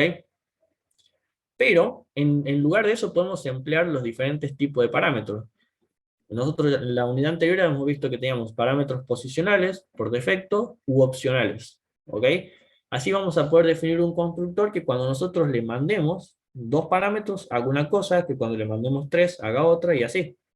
Entonces, esto nos va a permitir tener el constructor que va a establecer un estado predeterminado a los atributos de un objeto. ¿Cómo hago eso? Imagínense que ahora yo le digo, mira, pásame todos los nombres, ¿ok? Pero ahora, cuando vos me pases esto de acá, tendría, o sea, esto así tal cual como está, si yo lo corro, anda bien. Pero ¿qué pasa si yo le digo, mira, ¿sabes que Manolo, no sé, me olvidé de los atributos de Manolo? Listo, ya no funciona. ¿Cómo hago para salvar esto? Listo, le pongo que estos van a ser parámetros opcionales, ¿ok? DNI igual a 0 y edad igual a 0. Es básicamente lo que hice hace un rato, que le estoy diciendo, mira, si alguno te llega a traer o le llega a faltar alguno de estos, tráelo vos y ya sabes cuál es. Si yo apunto a Manolo nombre, está vacío. Si apunto a Manolo apellido, está vacío. Pero cuando apunto, por ejemplo, fíjense a Camila, punto nombre, ella sí trajo sus argumentos, entonces sí tiene el nombre ahí. ¿Ok? Fíjense. Esto es por eso que Python no nos deja escribir 10 veces esto, como tiene la funcionalidad de ponerle args, keywords, argumentos posicionales y por defecto, sea, más o menos nos da la libertad a nosotros de que lo definamos para que tengamos la cantidad, o la podamos llamar con la cantidad de argumentos que necesitamos, ¿no? Estos son las libertades de Python, pero también las responsabilidades de Python, porque si sale mal, ustedes definieron el constructor. Vamos a dejarlo ahí de momento. Acá le ponen un nombre Carlos, un apellido Santana, un DNI y una edad por defecto. ¿Bien? Ahora, vamos a empezar a ver esto de encapsulamiento. ¿Qué es esto? O sea, si yo empiezo a ver la clase persona como tal, yo a la clase, yo hace un ratito les había dicho que ustedes tenían que ver a la clase como una cajita, ¿ok? Y el encapsulamiento es básicamente, ustedes tienen un objeto que tienen que poder representar sin apuntar directamente a las cosas que están dentro de esa caja, digamos. O sea, ustedes tienen que abstraerse de lo que hay ahí y poder encapsular o meter todo dentro de esa caja. ¿Cómo hacemos esto? Dicen, estos atributos definidos en un objeto son accesiblemente públicos, o sea, son accesibles públicamente. O sea, si yo, como vemos acá, le dije instancia.atributo y me tiró el valor, instancia.atributo y me tiró el valor. Esto, si yo lo dejo así tal cual, es una falla tremenda, primero de seguridad, digamos, y después en el lenguaje de programación como tal. Nos tiene que permitir encapsular, cosa de que yo no pueda acceder directamente a los atributos de una instancia o de una clase y conocer su valor. ¿Cómo hace o cómo soluciona Python esto del encapsulamiento? Eh, Y esto también es raro, porque acá como ven en Python es extraño porque si vienen de otros lenguajes, ya se encarga directamente el lenguaje de encapsularlo, digamos. Ustedes después definen los setters y los getters, y cuando ustedes hacen instancia.atributo no les devuelve nada. O sea, si no los piden con un getter, no les devuelve el valor. ¿Ok? Acá no, acá ustedes pueden tener la opción de tenerlo público al valor del atributo, y en Python existe este cierto sentido de responsabilidad, no sé, yo les hablo de esto desde el primer día de la clase, pero es así, digamos, Python le da esta responsabilidad a la hora de programar y manejar este tipo de situaciones. ¿Por qué? Una posible solución que podemos tener a esto es tener dos decoradores, uno es el property y el otro el nombre atributo .setter, para poder traer valores y cambiarlos. ¿Por qué? Fíjense, así tal cual como está esto, miren, yo voy a empezar a hacer lo siguiente. Voy a decir print eh, Camila.nombre y tengo el atributo nombre de Camila. O sea, acá, ¿ven? Ahora, si yo agarro y le digo, mira, ¿sabes que por algún motivito a mí me resulta interesante que Camila nombre sea igual a Josefa? Sí. Y vuelvo a imprimir Camila.nombre. Fíjense que primero me saca el atributo con el que lo instancié, el valor del atributo con el que instancié, y después de cambiarle el valor, apuntando directamente al atributo, ese atributo tiene otro valor. Eso así tal cual como está, no debería pasar nunca en un lenguaje de programación, digamos. O sea, ustedes no tendrían que poder nunca acceder directamente a un valor de un atributo y acceder a poder cambiarle el nombre al valor a un atributo, ¿ok? De una instancia. Entonces, ¿cuál es la solución pythonesca que les ofrecen aquí? Es, voy a poner dos decoradores, uno como setter y otro como getter, para que el getter nos va a retornar el valor del atributo. Y con el setter nosotros vamos a enviarle un nuevo valor a ese atributo. ¿Cómo lo hacemos? Básicamente con estos decoradores. Por un lado el property y por otro el nombre atributo .setter. Fíjense. Eh, Esta es la solución, ya la vemos, ¿sí? Pero fíjense que por otro lado, este encapsulamiento, Python nos da una pequeña forma de protegerlos, o sea, es una pequeña gran forma de protegerlos, mejor dicho. ¿Por qué? ¿Cómo hago para decirle a un atributo que yo no voy a poder acceder a él si es que estoy intentando acceder por fuera de la clase? O sea, vean la clase, o sea, esto es que escribimos aquí, como una cajita sellada, ¿bien? Por eso lo puse en un lugar aparte, en un pedacito de código aparte. Esto es una cajita que ustedes podrían tener ahí y que solamente la clase puede ver sus atributos, puede ver sus métodos e interactuar entre ellos, ¿ok?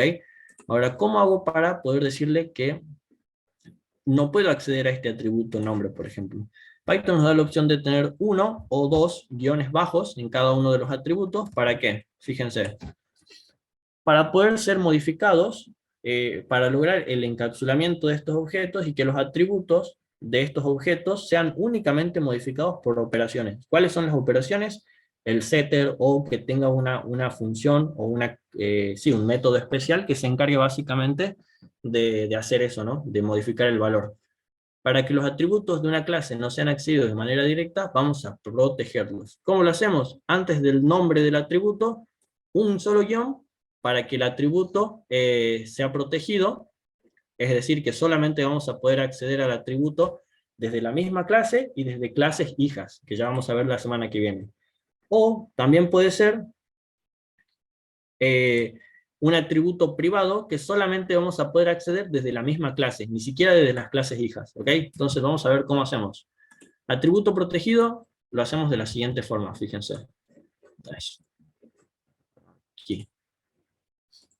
Ok, atributo protegido, un solo guión. Atributo privado, dos guiones. Entonces, ahora cuando yo haga esto, y me venga para acá, y le diga que Camila.nombre, ya no me va a dejar sacar el atributo ese. O sea, ya no me va a decir, toma, este es el valor del atributo nombre. Ahí acabo de proteger un atributo, ¿ok? ¿Cómo lo hago privado? Poniéndole dos guiones medios por encima de esto. Y esto así como está, ustedes dirán, ¿y para qué quiero hacer, o sea, para qué quiero no poder acceder a mis atributos? No, sí debo poder accederlos, o sea, sí tengo que poder acceder al valor que tiene cada atributo, pero no de esta forma, digamos, yo no podría decirle instancia.atributo y que me arroje el valor. Esto es una falla, o sea, esto es algo malo en un lenguaje de programación, ¿ok? Pero, si yo acá definí un atributo protegido, acá definí uno privado, fíjense que con los privados me pasa exactamente lo mismo. Si yo le digo que apellido, que me tire el apellido, ahora ya no me deja sacar eso, ¿ven? Ya no tiene el atributo apellido, me dice que ya ni siquiera lo tiene. Si yo le saco estos dos guiones bajos, me lo sigue arrojando, ¿ok? Entonces, forma de proteger un atributo con un guión bajo, forma de hacerlo privado con dos. Ya cuando veamos un poquito de herencia, vamos a ver cuál es la diferencia entre estos dos. Por ahora nos quedamos simplemente con que es así, ¿ok? Ahora, si yo ya los definí como privados o como protegidos, ¿cómo hago para acceder a cada uno de esos? Esto es sencillo. Dentro de eso tenemos los setter y los getter, que van a hacer con un decorador decirle que me traiga el valor del atributo. ¿Cómo lo hacemos? Básicamente el setter, esto sí. El propósito de esto, vamos a tener que ponerle dos decoradores a cada función, que básicamente los decoradores son estos que empiezan por una arroba, y es cambiar los métodos o atributos de tal manera que un usuario de una clase no necesita hacer ningún cambio dentro del código, digamos. O sea que después cuando ustedes quieran acceder al método de esa clase, no tengan que tocar absolutamente nada. ¿Cómo hacemos esto? Fíjense, por el lado del getter tenemos el decorador property, ¿bien? Que nos va a permitir a nosotros obtener un dato asociado a un atributo. O sea que cuando yo le diga, por ejemplo, clase.getter nombre, así, me va a traer el atributo ese, digamos, el valor de ese atributo. Y cuando yo le diga clase.setter atributo, nos va a permitir modificar el valor de ese atributo, ¿bien? Entonces, ¿cómo lo hacemos? Fíjense, la sintaxis es decorador, def y el nombre del atributo, y que me retorne exactamente eso, ¿ok? Entonces, si ustedes crean el decorador, vamos a crear el decorador acá para, esto es arroba, vamos a crear el decorador para que me extraiga el nombre, def nombre, self, ¿ok? Y que me retorne self.nombre, así, ¿ok? Entonces, ahora sí, cuando yo haga lo siguiente y le diga Camila, o sea, así, cuando yo le diga a Camila que me traiga su nombre, este me va a traer el valor que está dentro del atributo Camila. ¿Se entiende? Esto de acá es un decorador con una función que me retorna el valor del atributo nombre, pero como yo la encapsulé, le dije que iba a ser un atributo protegido, ¿ok? Ya no puedo acceder directamente poniéndole el Camila.nombre, a menos que cree un método, un getter, que me retorne ese valor. Perfecto, ya puedo obtener el valor de un atributo. Ahora ahí vamos a eso. Ya podemos traer el valor. Sin los decoradores, fíjate qué es lo que pasa. Si yo hago esto así,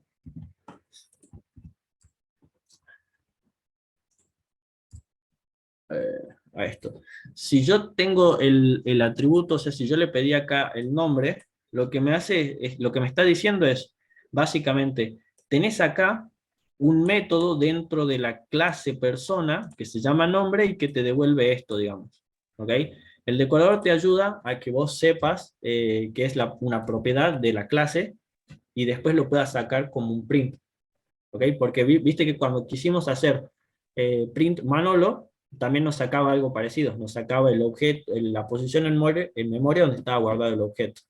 Acá nos está sacando la posición en memoria donde guardo el resultado de la función del objeto. Entonces el property nos va a ayudar a nosotros a que la clase pueda identificar que esto es una propiedad dentro de la clase y que después tiene que usarla como tal, ¿no? Que cuando le hagan, cuando le corran un Camila.nombre, sea capaz de sacar el valor como una string, digamos, ahí, ¿ok? Y no de sacar todo el espacio de memoria, porque eso está encapsulado, ¿ok? Lo único que lo hace que se pueda mostrar es el decorador aquí. Después le voy a compartir un poco más acerca de decoradores. Esto sería el getter, sí, para poder traer el valor. Por el lado del setter es un poquito parecido, fíjense, pero con algo diferente. Tenemos arroba, el nombre de nuestro atributo, el identificador de nuestro atributo, punto setter. Y le vamos a decir que lo mismo, def nombre de atributo, que se autorreferencie, el nuevo nombre y lo vamos a cambiar ahí. ¿Cómo hacemos esto? Vamos a probar con el del apellido, que intentamos cambiarlo hace un rato. Le digo esto, arroba, apellido.setter, y le digo def apellido, va a ser igual al autorreferenciarse y nuevo apellido acá, ¿ok? Entonces, ahora, cada vez que yo llame esto, voy a hacer un self.apellido, va a ser igual al nuevo apellido. Entonces, aquí, ¿qué es lo que hicimos? A ver, apellido, esto es apellido, no sé si esto lo está buscando todo ahí. A ver, voy a probar con el nombre simplemente, o voy a ponerlo en vez de privado, sí. Apellido no está definido, ¿cómo está sacando acá?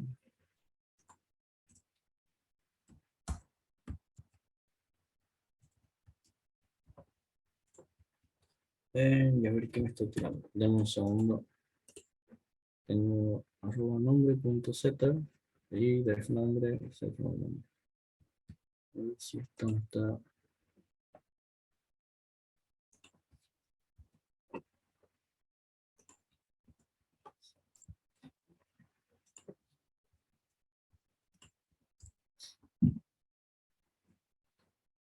¿Por qué no me está tomando el del apellido? Vamos a ver por qué. Entonces, nombre, persona, apellido,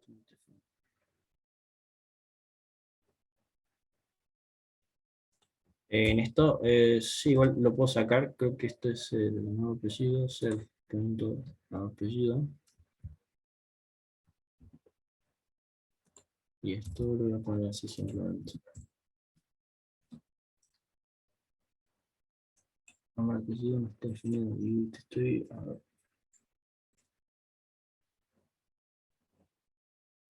Función de esto está acá. Se supone que están dentro de esto también. Nuevo apellido también. Apellido.z. Voy a ver si lo hicieron de forma diferente acá, pero. No, bien bajos no veo. Sí, al momento creo que no. Nuevo nombre. Nuevo nombre. Y si lo ponemos con el del nombre, intentemos cambiarlo con ese, por algo lo pusieron así. Pero ahorita va a dar lo mismo, digamos, nombre. Este sí lo tomo. El nombre. El punto nombre. Esto no sé por qué no tomó el otro. A ver, se supone que ahí tengo un setter para el nombre. Nuevo nombre, le voy a llamar a esto. Nuevo nombre. Y ahora sí, si intento correr esto y printearlo, está bien. Y ahora si le digo Camila.nombre, va a ser igual a, no sé, voy a escribir Camila, pero con minúscula, ¿ok? Print Camila.nombre. Ahora sí, tengo Camila en mayúscula aquí y Camila en minúscula acá. Lo que no sé es por qué no me tomó el apellido. Se supone que, a ver, tengo el límite, esto está bien. Ah, esto creo que es así, porque tiene que ir de a pares. Perdón. Tengo que tener un setter y un getter para cada uno. Esto sería apellido. Retorname apellido y set punto apellido. Y ahora sí no vas a tener problema en hacer el apellido.setter, me imagino. Apellido.setter y ahora sí. Sí. No, o sea, si no puedo acceder al nombre de un atributo, mucho menos voy a poder cambiarle el valor, digamos. Entonces tiene que ir de a pares esto, de primero el getter y luego el setter para poder cambiar el valor. Apellido y acá lo mismo. Self, apellido. Ok, y ahora sí nos va a permitir hacerlo. Esto porque me olvidé de poner quise cambiar otro atributo, y ahora sí hago un Camila.apellido, int Camila.apellido,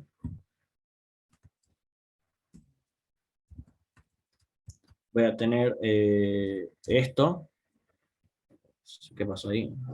Apellido, return nombre, ahora sí, y ahora sí tengo el valor Sosa, pero si lo intento cambiar, Camila.apellido, igual a Baez, por ejemplo, voy a tener otra cosa, ahora más, sí, Camila.apellido, ahora sí voy a tener el nuevo valor, ¿no? Sosa y Baez ahí. Estos siempre van de a pares, digamos, porque para cada atributo deberían tener un método setter y getter que les permita acceder al valor y cambiar y modificar ese nuevo valor, ¿no? Y después las funciones también se van a encargar de llamar a estos métodos para poder acceder a cada uno de esos valores. Eso por el lado por esta parte. Vamos a ver un poco más porque las cosas que se vienen también están interesantes. A ver, bueno, esto creo que ya lo hicimos, es esto de crear, instanciar tres objetos diferentes, Pedro, Cami y Manolo, con cada uno de esos valores, ¿no? O sea, con atributos particulares de cada instancia. Creé el molde, y mi molde tiene que adaptar a cada una de las particularidades. Esto tiene que ser tan general o tan abstracto para que después puedan englobar a todos o a cada una de estas instancias, ¿no? Que es muy útil. Hace un ratito vimos lo siguiente, fíjense. Yo le había dicho que busquen estos métodos que empiezan con dos guiones bajos, que se llaman métodos mágicos dentro de Python. ¿Qué pasa con estos? Fíjense, si yo intento hacer lo siguiente, esto lo voy a dejar como un comentario acá. Si yo intento hacer lo siguiente, y le digo a Python que me imprima a Manolo, perdón, a Camila mejor porque Manolo está vacío, que me imprima a Manolo, me saca esto, digamos, por el print, que sería por la consola. O sea que, ¿qué es lo que está pasando ahí? Básicamente lo que le estoy diciendo es, no hay ningún método que me diga que cuando yo llame a un print, eh, me devuelva un objeto de tipo string para poder sacarlo por la consola. Y lo único que sabe hacer Python es decirme, está ubicado en este espacio en memoria, un objeto de la clase persona. Entonces yo voy a crear un método mágico que se llama str, así, y este método lo que se va a encargar es de devolverme un string para que cuando yo haga un print objeto, me saque el formato que yo quiero de mi objeto, ¿no? Fíjense que acá en la teoría nos dicen algo como, este print, siempre lo vamos a recurrir porque yo siempre digo que este print nos va a ayudar a nosotros a debugar, ¿ok? Entonces es muy útil que nuestros objetos tengan algo que cuando nosotros le hagamos print objeto o print instancia de objeto, nos imprima algo útil, digamos, y no lo que nos mostró hace un ratito. Para eso vamos a conocer una representación de nuestros objetos, y si queremos mostrarlo a través del print, nos encontramos como un resultado de este tipo, digamos. Si queremos mostrar a Pedrito, a Camila o a Manolo, nos saca esto por la consola. Eso no es muy bueno, no está muy descriptivo, como dice acá, y no nos ayuda a debugar para nada. Entonces vamos a implementar un método mágico, str, dentro de nuestro objeto, para así poder hacer un print objeto o print instancia y que nos devuelva algo más representativo, ¿no? Fíjense cómo define acá. Con el método string, nos retorna la representación de nuestro objeto como una cadena de texto. ¿Qué es lo que hace? Def str, la cadena, que va autoincrementándose y al final la retorna. Y así, cuando yo hago un print tal cosa, obtenemos algo como esto. Vamos a copiarlo nosotros para que veamos lo siguiente. A ver aquí. El coloquio, vamos, yo tenía pensado que empecemos 50, o sea, yo les voy a explicar y 50, y lo voy a dejar abierto ahí hasta las 10:30, más o menos. Entonces, o si alguien tiene cosas para hacer, avísenme y lo podemos hacer ahora, digamos. También, vemos dos cositas más y ya terminamos con esta parte. Por ahí también tienen cosas para hacer, avísenme, ¿ok? Bien, estamos entonces con esta parte. ¿Qué es lo que vamos a hacer? Habíamos dicho crear un método string que se encargue de hacer lo siguiente. Resultado va a ser igual a, y voy a tener lo siguiente. Nombre, y acá va a ir el nombre de esa persona, ¿no? Nombre más, y sería self.nombre, así. Pero fíjense que si yo hago un self.nombre desde acá, y después digo, retórname eso, ahora, yo apenas haga lo siguiente, yo cuando imprima Camila, desde acá, perdón, esto no sé si lo copió al método de string, el resultado, estamos bien, acá, y acá vamos a ver, ahora sí.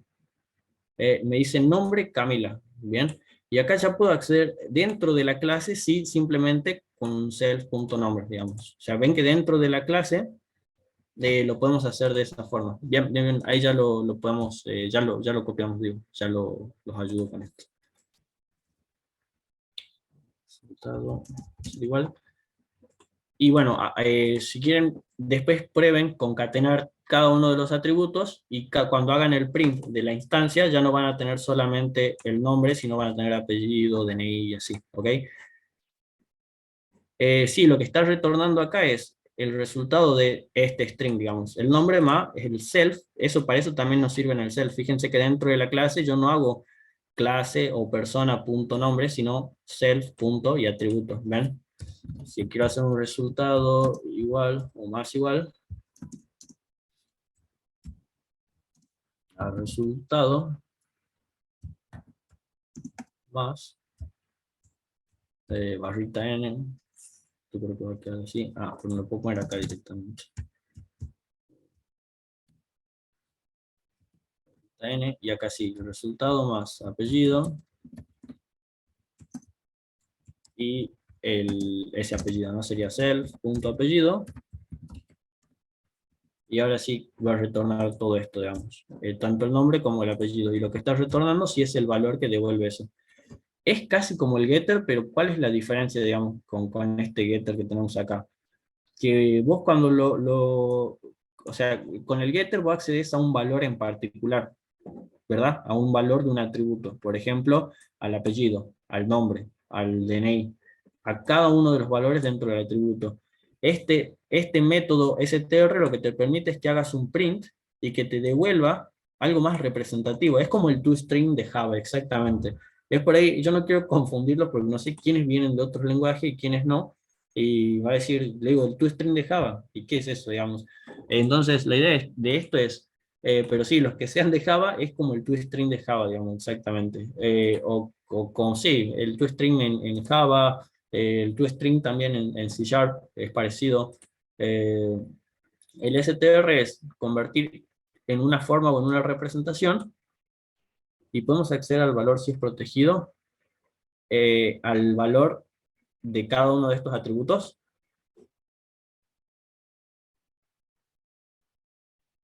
Sí, sería como castear a string todos los atributos que vos quieras que salgan aquí, digamos. Todos los que vos quieras que salgan acá. ¿Ok?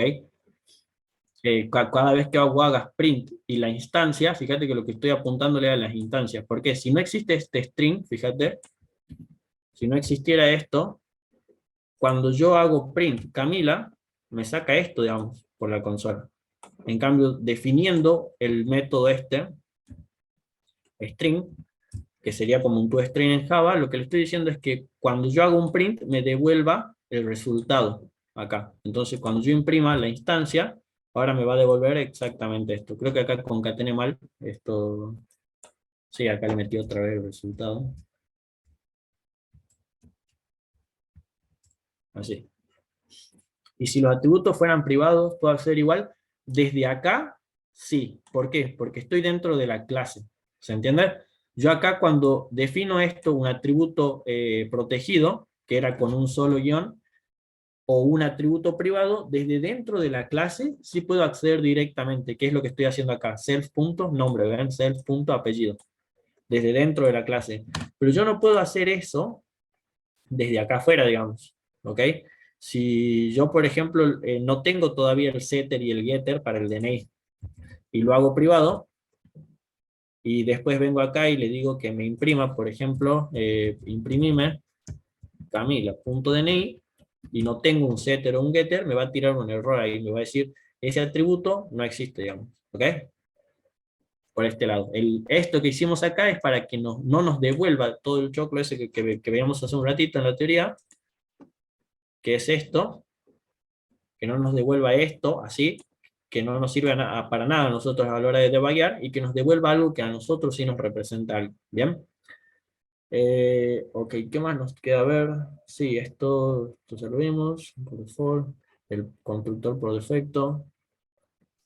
Esto, ¿qué más acá? Para acceder a un atributo en particular, si contamos con un método de acceso. Bueno, esto sí, estos métodos de setter y getter tienen que ser uno por cada atributo que ustedes tengan y al que quieran acceder, ¿no? Por ejemplo, podemos mostrar el atributo nombre de la instancia creada anteriormente, ¿ok? Entonces acá sí podemos hacerlo. Este lo vamos a dejar para verlo en la práctica, ¿ok? Esta parte del atributo datetime, que es poner una clase dentro, poner una clase como parámetro.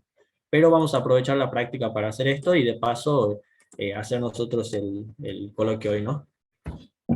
Vamos a ver entonces. Bien, ¿alguna duda con respecto a esto antes de que empecemos el coloquio? Sea cual sea la duda, avísenme ahora, así la podemos ir viendo. A ver. Estamos. Avísenme si hay alguna duda. Yo esto se los dejo acá dentro del módulo 4 para que lo puedan ver, ¿ok? Así lo pueden observar después con más detenimiento. Y guardar controles. Sí, en el práctico siempre salen algunas dudas, así que bueno, ahí ya vamos a aprovechar el jueves. Esta página se las comparto porque esto explica lo del self. Y de paso la copio dentro del notebook en alguna parte. Y ahí sí, ¿ok? Si les voy a mandar de todas formas por el grupo de WhatsApp seguro, o les voy a dejar acá como comentario dentro de esto algunos enlaces muy útiles, ¿ok? ¿Qué es lo que estaría bueno? Que practiquen creando objetos que ustedes conozcan. Traten de crear así como hicimos acá, el de la clase persona, de crear ustedes los que acabamos de ver en la parte de teoría. Creen el de la clase vehículos, creen la clase animal, creen la clase figura. ¿Qué tengo que ponerle al vehículo como atributo? ¿Cómo instancio después un auto? ¿Cómo instancio un barco? ¿Cómo instancio un avión? Lo mismo para los animales.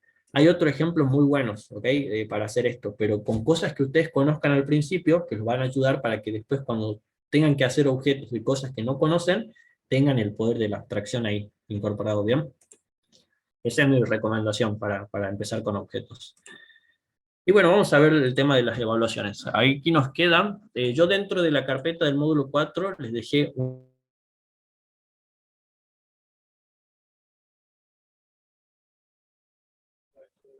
Uy, se cortó.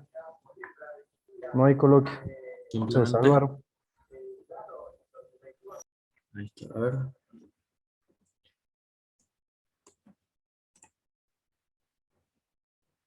Se cortó. No, estoy acá todavía. Se cortó, estoy acá. Avísenme si me están pudiendo ver.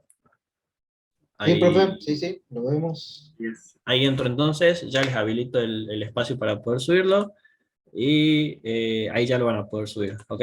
Fíjense, dentro de esto tienen, como habíamos visto la vez pasado, un ejercicio práctico, que lean bien la consigna, tiene para mí dos partes muy importantes, y tienen que armar una funcioncita que devuelva el resultado como se los piden ahí, ¿bien? Vamos a ir a la parte de evaluaciones. Hasta ahora cuando ustedes entran en evaluaciones, no les aparece, ¿verdad? A ver, yo de todas formas voy a entrar acá. ¿Están todos listos? Así, avísenme si hay alguien que todavía no esté listo para comenzar. Estamos acá en la parte de evaluaciones. Veo muchos. Sí, Un sí, sí. cachito, profe, un cachito que no puedo entrar. Bien, bien, ahí estoy. Hasta eso voy explicando dónde lo van a encontrar, ¿ok? Dentro de esto ustedes tendrían, avísenme si pueden ver ya en evaluaciones el desafío número 2. ¿Lo pueden ver o no? No deberían. A ver, denme un segundo que me limpio la nariz.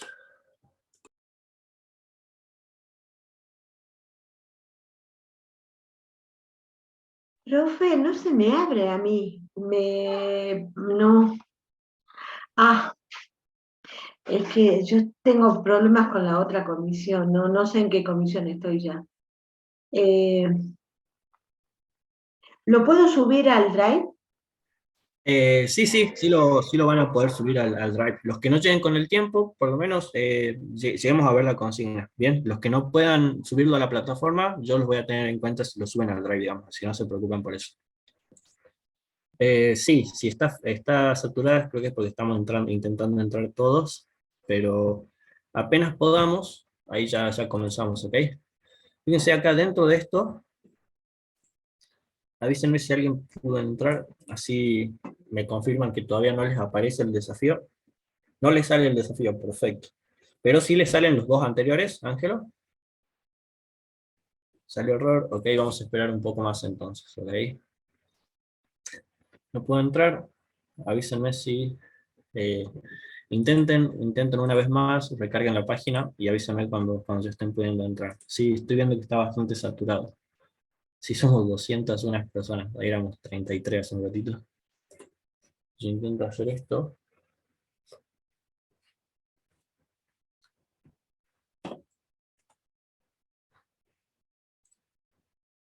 Perfecto, perfecto. Sí, todavía no debería salirles. A los que pudieron entrar todavía no debería salirles, ¿ok? Yo lo tengo que habilitar desde acá. Pero quiero ver que al menos puedan verlo, ¿ok? Yo la página, ya, servidor se empacha. Ok, ok. Traten de darle a recargar una y otra vez hasta que podamos entrar. Ahora creo que se me va a caer a mí. Ok. Esto les debe aparecer, denle a recargar una y otra vez hasta que pueda entrar. No es la solución más técnica, digamos, pero es la que estaba funcionando últimamente. Disculpe, profe, ¿no es el mismo coloquio que el de las otras comisiones? Es un coloquio de esta comisión, Sí, diferente. sí. Eh, Yo, ¿Vos ya rendiste un coloquio práctico en otra comisión? sí, rendí Ah, dos. no, entonces rendiste dos. Sí, pero este tema no lo rendí y no voy a poder entrar porque todavía estoy en la otra comisión, en la plataforma. No me Ah, bien, cambiaron. igual ahí comparto esto y mando una captura por WhatsApp de la consigna, ¿ok? Sí, Perfecto, gracias. evaluaciones. Así pueden ver todos la consigna y quienes no puedan subirlo a la plataforma, me lo pueden subir dentro de la carpetita de Google Drive. Recuerden que siempre con su nombre, así yo sé bien. Si quieren poner su documento, no es obligación, pero por lo menos su nombre, ¿bien? Vamos a ver entonces. Voy a intentar habilitarlos, cosa de que los que puedan verlo ya lo puedan ir resolviendo y los que no, lo podamos resolver y después veamos cómo lo vamos subiendo, ¿ok? Ahí dejé el estado como visible de esto. A ver. Vuelvo a evaluaciones. Ok, ok. Sí, está bastante colapsado esto. Creo que el otro profe también estará intentando hacerlo en este horario, por eso somos tantos. Sí, ahí dentro de evaluaciones lo tendrían que poder ver. Creo que ya lo habilité, ya le confirmo eso, ¿ok? Si alguien está pudiendo entrar, avíseme si ya lo pudieron ver. Ok, vuelvo a entrar aquí.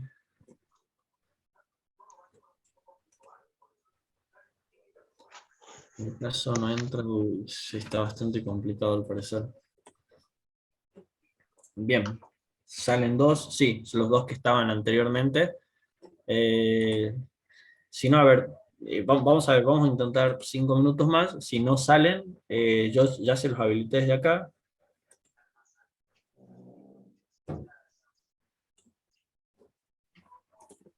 Pero si no les sale, ya entro yo, saco un screen del ejercicio y después van subiendo ustedes sus soluciones, ¿ok? Así no estamos con...